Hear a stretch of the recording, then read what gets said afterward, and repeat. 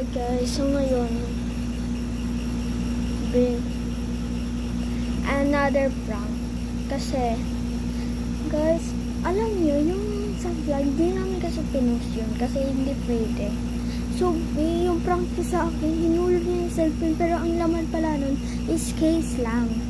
Sa cellphone ko pa naman yun, akala ko ano, tapos wala pa yung ano, yung parang lagayan Templar, ganun. So, ngayon, kailangan kong lumaban, oo. Hindi ako pwede magpatalo. So, ngayon, ba tayo?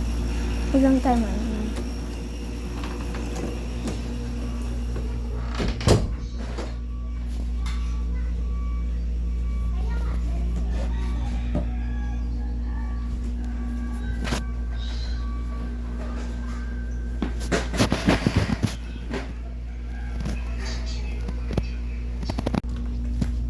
So guys, nandito ko sa kabilang kwarto.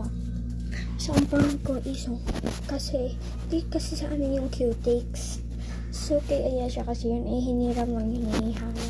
So ngayon, ipaprank ko natapon yung cutics kasi magagalit si Ayesha.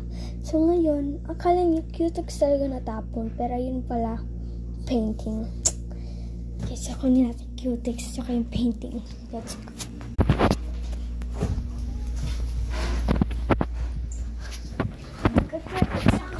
So, ito yung cutics. Gagamitin natin.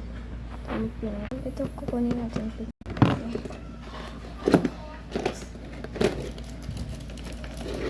So, natulog kasi si Hannah nun. So, pinag-isipan ko na ngayon walang gawin pagkatapos ng maligo. So, nakaligo na si anak natin. Ito naman, basang buko. So, ito. Gagamitin natin ito. Kasi magkakalit talaga siya pag makalit yung sensitive siya dito. So, yan. Let's go na. So, yan. Dapat tanggalin natin dito niya. So, syempre, yan. So, wait lang. Diba? Tapos ito yung camera mo. So, ito, coloring. Uy, parang ito. So,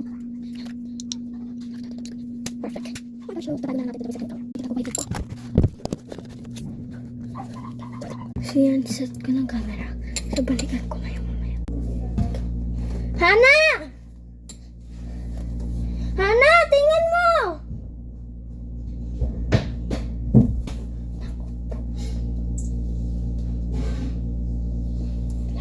Kay Ayesha.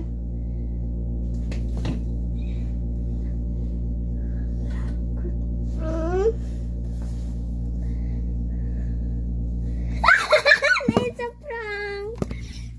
Iyak na yan. Iyak na.